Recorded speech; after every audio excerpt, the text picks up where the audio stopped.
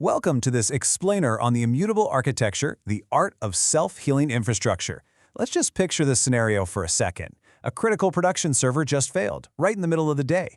The CPU suddenly pegs to 100%, memory utilization skyrockets out of absolutely nowhere, and the main application process just completely locks up. I mean, we've all been there, right? So the lead operations engineer cracks their knuckles, opens up their terminal, and prepares to SSH directly into the machine.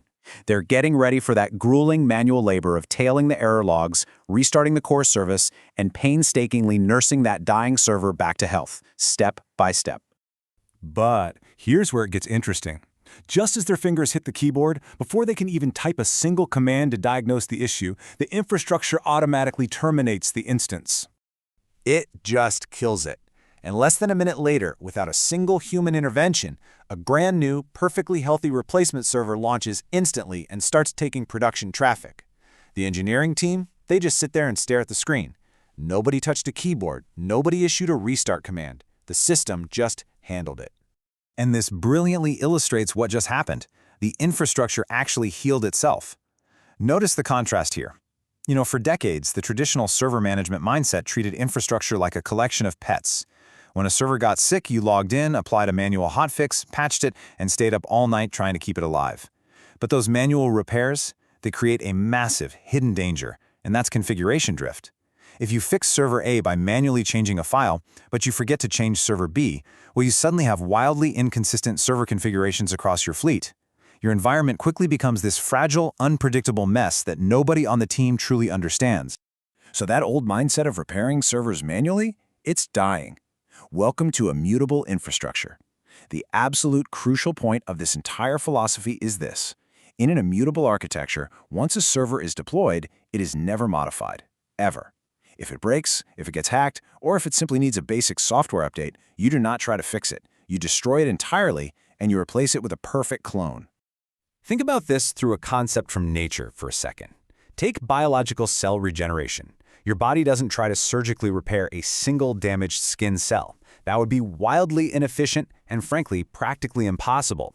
Instead, it simply sheds the dead cell entirely and generates a brand new one from its core DNA, replacing the damaged cell instantly and flawlessly. Now, over in AWS, your core DNA is the Amazon Machine Image, or AMI. An AMI serves as the fundamental building block and the basic configuration template for your instances. It's an exact, frozen snapshot of your operating system, your application code, and all of your necessary dependencies. It is your ultimate baseline, acting just like biological DNA. But an AMI alone doesn't actually build a server. Just having the DNA isn't quite enough. That DNA needs very specific instructions on exactly how to run. And this is exactly where Amazon EC2 launch templates come into play. A launch template defines the exact hardware configuration that's compatible with your AMI. It dictates the instance type, carefully specifying the compute power. It dictates the security groups, controlling what traffic is allowed in and out. It specifies the network subnets, deciding exactly where the server lives.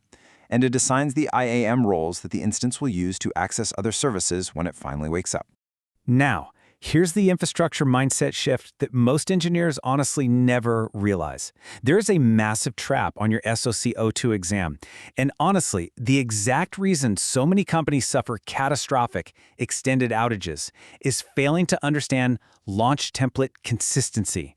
This is what we call the configuration drift trap. Let's look at exactly how this happens.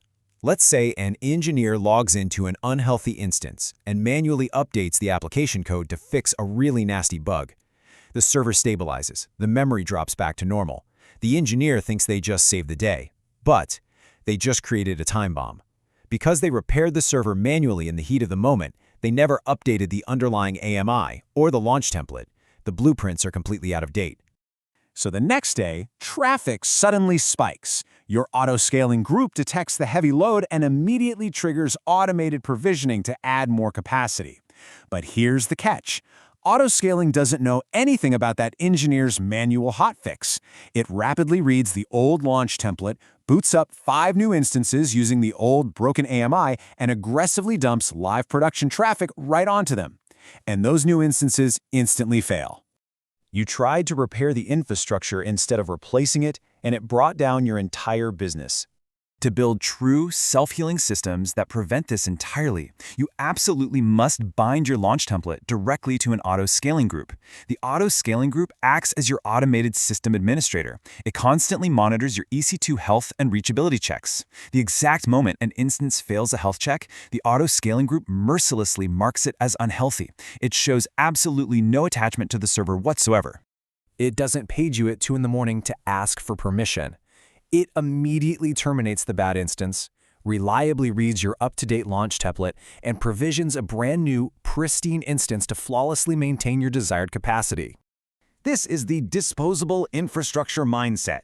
Servers are no longer permanent, sacred fixtures that require constant feeding and care. They are entirely disposable units of compute capacity. By ruthlessly replacing versus repairing your infrastructure, you guarantee absolute operational consistency. Every single server in your entire fleet is an identical, perfect clone of your launch template. There are no snowflakes. There is zero configuration drift anywhere in the system. So as an AWS SysOps administrator, you really have to look at the bigger picture and fundamentally shift your operational philosophy. You have to stop looking at individual servers as the end goal. Like the saying goes, you are no longer a mechanic whose job is to fix broken servers. You are an architect designing an ecosystem. You build the template, you define the automated health checks, you set the baseline that allows the entire system to manage itself. And when a server inevitably dies under the massive weight of production traffic, you don't panic. You don't frantically open your terminal to start typing commands. You just sit back and watch the infrastructure rebuild itself. So think about your own environments for a second. Are you still exhausted from nursing 6 servers back to health in the middle of the night? Or are you ready to finally let your infrastructure heal itself?